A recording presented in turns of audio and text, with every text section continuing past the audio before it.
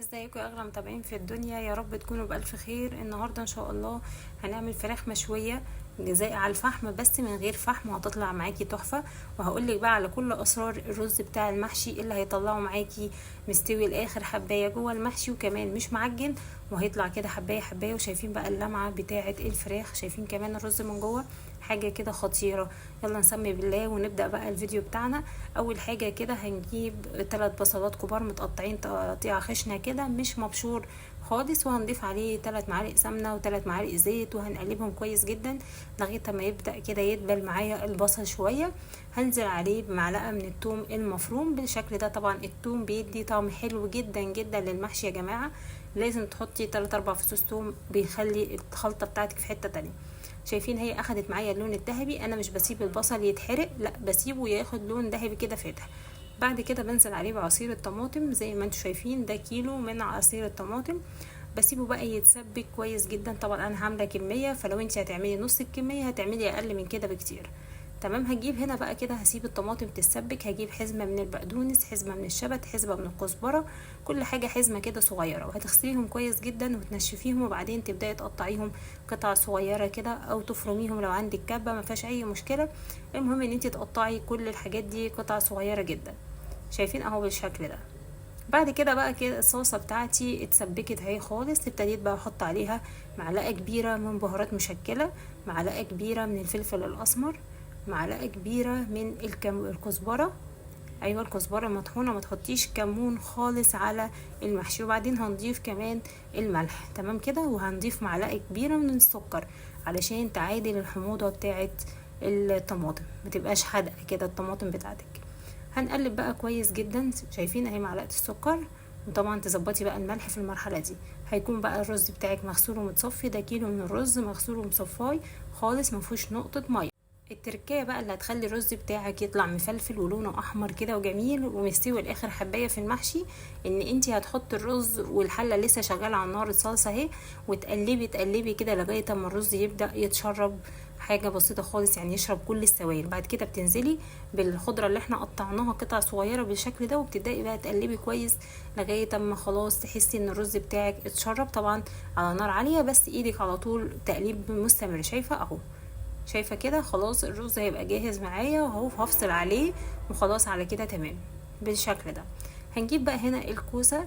شايفه انا بجيب الشوكه وبعمل كده خطوط بالكوسه من بره علشان تديني شكل جمالي حلو اهو. وبعد كده بقى هتغسليها بعد طبعا ما تعمليها بالشكل ده، هتروحي تغسليها كويس، وبعدين بقى تقوريها بالسكينه بالمقوره، اي حاجه انت عندك تستخدميها. انا طبعا برتاحش غير في السكاكين، فبوريكي انا بعملها ازاي. طبعا كلكم ما شاء الله شاطرين في الحاجات دي، بس في بناتيت صغننين لسه بيطلعوا ان هم يبداوا يطبخوا ما بيعرفوش. شايفه ده السمك بتاع الكوسه كده مظبوطه جدا. هوريكي كمان واحده كده من البتنجان بنفس الشكل برضو.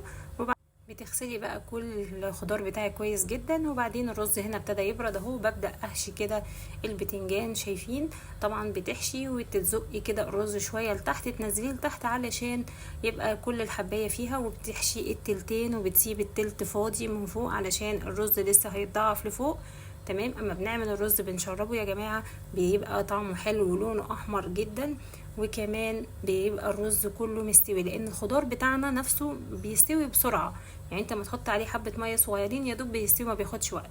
فانت لو بتحط الرز ني خالص بيبقى جوه المحشي ني الرز بتاعه، بتبقى الحته اللي من فوق بس المستويه والباقي بيبقى ني. فدي حاجه تركيه مهمه جدا جدا انا بقولك عليها. تمام. لو مشيتي بالظبط زي ما بقولك هتعملي اجمل محشي في الدنيا. بعد كده بقى بنجيب اللي هي العروق بتاعه الخضره اللي احنا قطعناها، بنرصها في الحله بالشكل اللي انتوا شايفينه. ممكن كمان تحطي شرايح من البصل، شرايح من الطماطم، عادي يعني مش مشكله. هنبدا بقى نثبت كده الفلفل والبتنجان. طبعا بنوقفهم كده، ما احسن ما انت بتنيمي المحشي بتاعك. لو انت نيمتي المحشي بتاعك في الحله رصتيه كده حوالين داير، بيطلع منه الرز وبيملى الحله وبيعجن، مش بيبقى مستوي كويس. ليه؟ لان انت وانت موقفه المحشي كده لفوق مرصوص كده بالرصه دي بيبقى مفلفل الاخر حبايه. طبعا حطيت عليه الشوربه وظبطت الملح بتاعها. هجيب هنا كده كان ورق عنب عندي طبعا مخزناه، شايفين شكله ولونه حلو جدا. بحشي بالشكل اللي انتوا شايفينه ده، بحط حبه رز وبعدين بقفل كده وبقفل من الجناب على بعضها، وببدا الف رول زي ما انتوا هتشوفوا. اهو بالشكل ده كده، وهيطلع معاكي صباع المحشي مظبوط جدا. شايفين ورق العنب حلو ازاي ولونه فاتح، شكله جميل. هعمل كمان واحدة تانية معاكم علشان تشوفوها اهو بالشكل ده. وطبعا الخضار كله ممكن ترصيه مع بعض ما عدا ورق العنب، بتحطيه في حلة لوحده وتحط عليه حبة المية، وبعدين بتغطيه بطبق او حاجة يعني اصغر من الحلة، وبعدين بتغطي بالغطا التاني علشان لو حطيتي ورق العنب كده هيفك منك.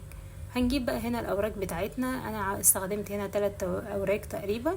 بقطع كده، بفصل الدبوس عن الحتة بتاعة الورك بالشكل اللي انتوا شايفينه، وبعدين بجيب فيه عضمايه هنا كده في الورك، ببدأ كده افتح لها ممكن بالسكينة او بايدك زي ما انا عملت كده عادي، وبتشيلي بقى العضمايه دي خالص وبتسليتي منها اللحم كويس جدا بالشكل ده اهو.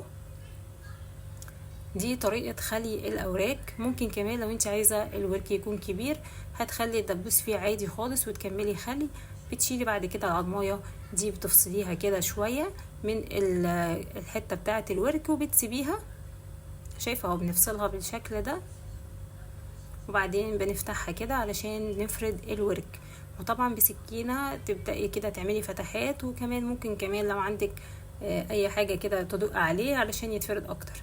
بنجيب بقى هنا كمان الدبوس وبنفتحه بالشكل ده، بس الدبوس انا مش هشيل منه العظمية بتاعته، هخليها. فابدأ افتح كده حوالين العظم بالظبط كده، واعمل فتحات اهو في اللحم علشان يتفرد معايا. طبعا الخلطة بقى بتاعت الفراخ المشوية الاساسية بتاعت المطاعم، هنا بصلتين كبار متقطعين، 5-6 فصوص توم، طماطمايه كبيرة معاهم قرن فلفل اخضر، ممكن يكون كمان فلفل سبايسي اللي يريحك. هتضيفي بقى كزبرة، ملح، كمون، بهارات لحمة، هنضيف عليهم كمان فلفل اسود. كل جميع البهارات اللي عندك ضيفيها في الفراخ هتطلع حلوة. هنزل عليهم كمان بالبابريكا بالشكل ده، وهنزل عليهم بالملح. طبعا في المرحلة دي ظبطي الملح كويس جدا.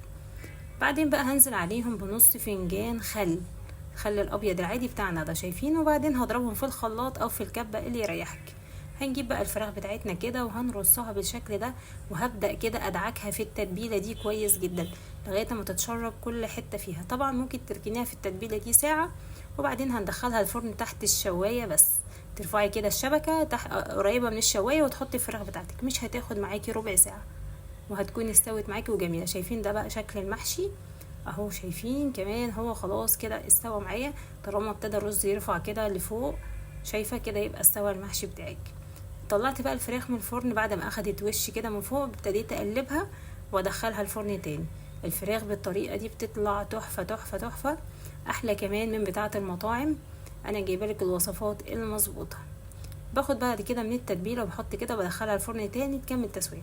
شايفين بقى الرز بتاع المحشي مفلفل ازاي، شايفينه مش معجن، شايفين لونه حاجه كده جميله. هنبدا بقى نرص كده الكوسه بتاعتنا بالشكل ده. طبعا انا رصيت حبه كوسه، يعني كل نوع من المحشي رصيته كده على جنب علشان ادي شكل حلو اهو، شايفين بالشكل ده. بعد كده كمان برص حبه من البتنجان اهو. وكمان وهو بيغلي الشوربه بتاعته، لو ما عندكيش شوربه ممكن تستغني عن الشوربه وتضيفي مكعبين مرقه على ميه سخنه ورشه فلفل اسمر ومعلقه من البابريكا، بيبقى طعمها برضو خطير جدا في المحشي. بجيب بقى هنا ورق العنب وببدا ارصه بالشكل اللي انتوا شايفينه ده اهو كده علشان يديني شكل حلو كده وجمالي. طبعا العين بتاكل قبل البق، فلازم تظبطي كده اكلك. عايزه شايفه بقى الفراخ، شايفه جوسي ازاي ومستويه كلها، وطعمها بقى وشكلها خطير وفيها لمعه كده حلوه. شايفه من غير ما نحط زيت على التتبيله ولا اي ماده دهنيه خالص، وهيطلع معاكي شويه فراخ مشويه كانك جايباهم من على الفحم. هبدا بقى ارصهم كده بالشكل اللي انتوا شايفينه ده. هكمل كده رص اهو الصينيه بتاعتي بالشكل ده اهو. شايفين بقى الجمال والحلويات، يا سلام. عايزه اقول لكم بقى تحفه تحفه تحفه. اتمنى بقى ان تجربوا الوصفه دي. لو عجبتكم ما تنسوش تعملوا لايك وشير وتشتركوا في القناه علشان يوصلكم كل جديد. باي باي.